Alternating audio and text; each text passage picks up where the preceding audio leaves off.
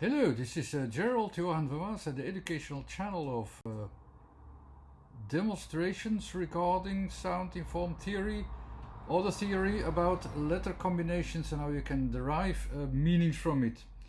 Most difficult part of the theory is to change it into a form and understand it. It's a lot of abstract thinking and a couple of arrangements and calculations that you have to make or deal with in your mind, and it asks a lot because it's not actually, it was not really meant for it, but you can do that as a kind of synesthesia talent that you could develop. I will not ask that too much or too many times from you anymore. In this video or in the next videos, I will go much more to the easier method to learn how to understand letter combinations, and this is via the letter meaning sign languages. And to make it more easy or more as a tendency of today wants to do, is I will call it not a letter meaning sign language, but I call it the LMS.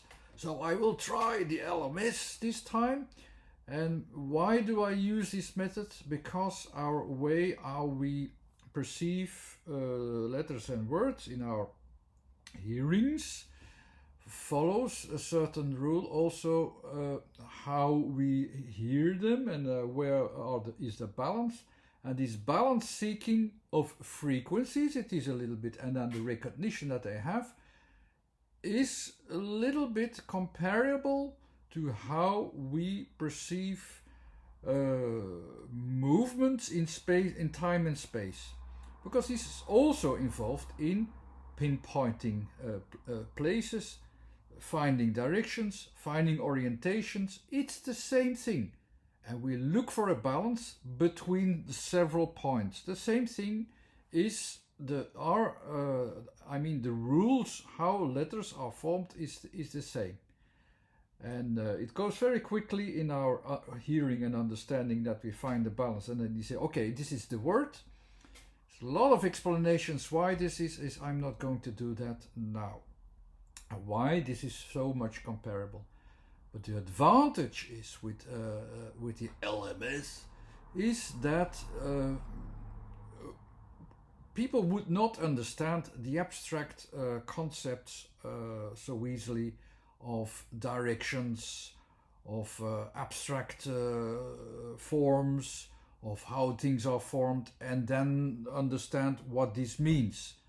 I mean, for people, most people, a circle and a square are just two forms and they have no meaning at all. So it's hard to grasp that the behaviors and where the squares are and where the circles are is a totally new area. So I will not dig into that too often anymore. I will do it more easily. With movement it will go more easily. Why is that so? For instance, if I would say to you, okay, this situation you need, this is the description you need, one movement backward, two movements forward. What is this? What is this as an abstract idea? What does this do and what does this mean? Nobody understands. Nobody will know what to think of it. It's abstract. Is that direction two times that direction? It's a changing of direction. That's something they can do. But if you sense it in your movement, one step backwards, two steps forward, it will give you a positive feeling. Okay, I'm moving forward. I'm very well prepared. You have a feedback in the totality of these three movements, and you make a calculation and you immediately sense the effect. That's exactly the same thing that happens in letters. The other way around, I will I had this example before. When you do one step forward, two steps backward as a movement, when I say one time forward, two times backward, nobody would understand. But if I say sense it, sense what the effect is, and so on, I can't ask you to calculate what the effect can be in an abstract way. I did that until now, but if you sense it, it's much more easily. One step forward, two steps backwards, you already almost sense it. Okay, I have to be careful not to fall because I'm already going backwards. So that's the kind of sense and feeling that you have. And I say, yes, correct, you sense the effect. It's much more easy with that. With the letter meaning sign language, the LMS, it will be also much more easily to understand letter combinations. I give you two examples today, the mo and the ma. It's the starting point of a lot of letters, and when you sense them, you can also sense how it starts and what it deals with. And all the words that have mo in the beginning or ma in the beginning will have the same effect in the beginning. And it will deal with that effect. If there are other letters that come after that, it will refine this situation a little bit, but they all start from the same thing. So we start with mo. The sign language, I developed the sign language for a reason. You sense the m like this, you can sense the o like this. It's easy to sense them separately. To combine them is another thing. If you do that a lot, you easily will go a little bit more quickly to that. But I will guide you a little bit. I also tell you how this m is perceived, or the o is perceived, and what is underneath as an abstract context. What the context brings and what the effect will bring. So that's two different things, but it's almost the same thing. The M and the O are a little bit already like square and circle. The M is it's like a square. I will explain that further, because it is the maximum form within one form that you can have. That's underneath it. The O is a circle, but it is an outer circle. So it is going from an environment to an outer circle. So these two movement and tendencies, you maximize one form, that's the A. You maximize it into even more comes out of it. Yeah, it is already with an M. And the O is from A is A or M as one environment. It goes also to the form. You go already to the environment to a larger section. And that's what is playing in the background. Unconsciously we sense these things. So how do we connect them? If they have them separately, we won't understand them so easily. So even if you have your M or O, we have to perform them and have an effect on them and deal with them. So here I will show you.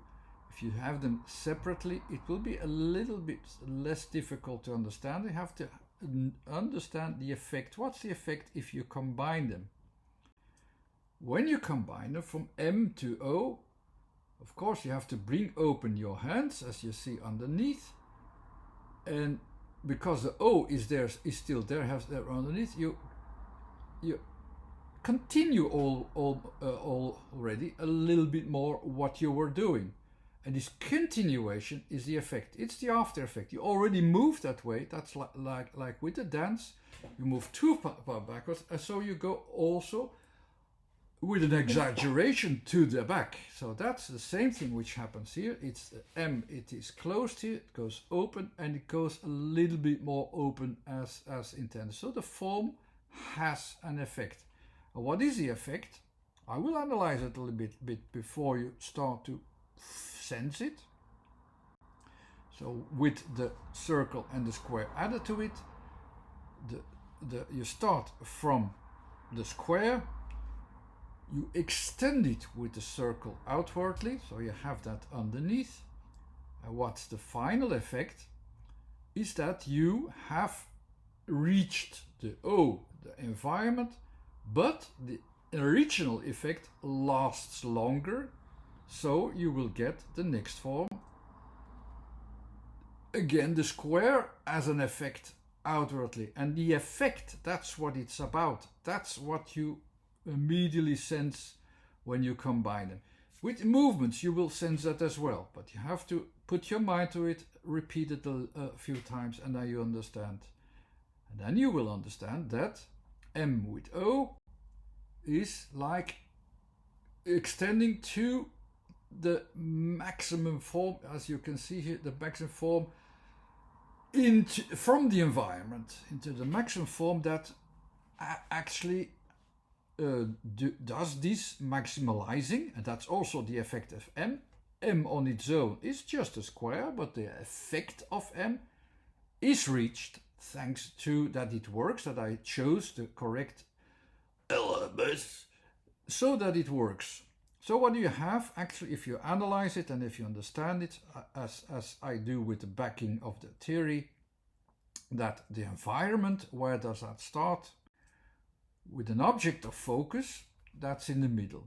The environment is around it, so you can see, so the object or person or whatever is your subject is the A, around it is the O, that's the environment, and with the M effect, it will cross its environment, it will go beyond its environment, it's reaching out, you can say, or it's even of it crossing it deliberately, well meant, and it's good that it is, or it's not good that it is, that's not the question, but it can be described in the next kind of letters. So if we take indeed a few words that start as this, what do we have? A few examples. Morse, or like Morse code, does that crosses its environment? I would say so. In the Dutch or Netherlands, word morsen or spoiling, yes, you can see that very easily. The Dutch words mond or mondeling, or mouth or oral expression, yes, that can be easily grasped there when I have that. More, of course, moral, that also goes beyond its environment. Moron, that crosses the environment. Mole, that goes from underneath its environment, but it's making its environment larger. Yes, it can all be understood that it will use the mo underneath. What will be the difference with ma, for instance? I already mentioned it. A. So we have m and a, which, of course, is the square and the circle.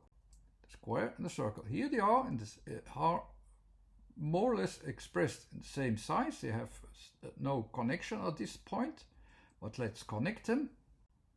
There are just two signs needed for it. You have the M and then the A.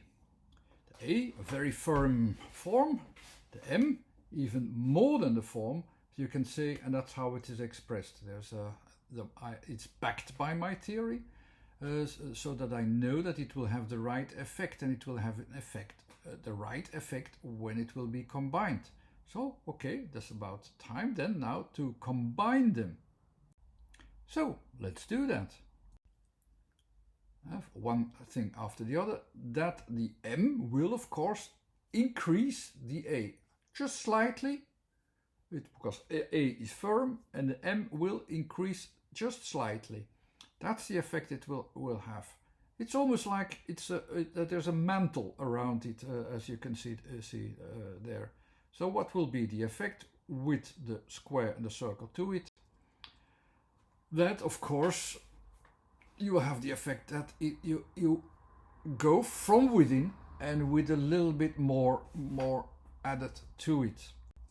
So that you have the ma as going from within to the outside. Not with the environment, that the environment is enlarged. Here it is themselves, the center position itself is enlarged.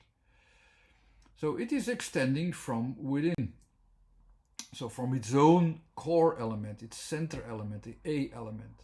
Let's look for some examples with ma and see if this works. The mantle, I already told you, it's almost recognizable.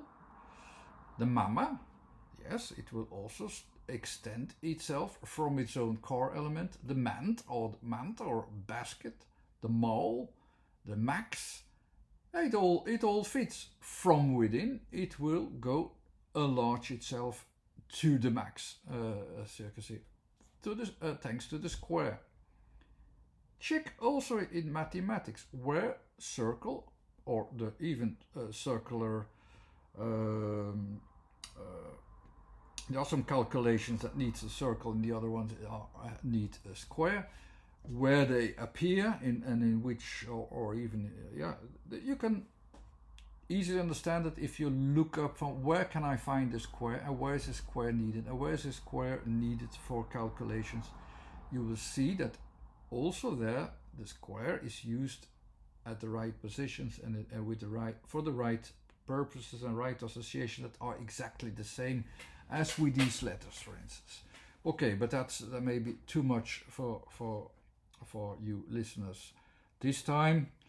But I hope already that you can see and sense that what was it again? LMA? I really can't remember short letters that have no meaning and they are combined together. But people like that. So when I have a name with which is too large, people don't like that. I also want to keep it short. It's a sign language. It's a letter meaning sign letters.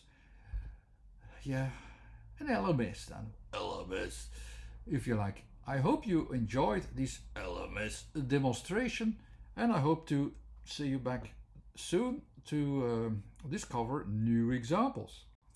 Anyhow, thanks for watching. This was Gerald Van. There's a website too.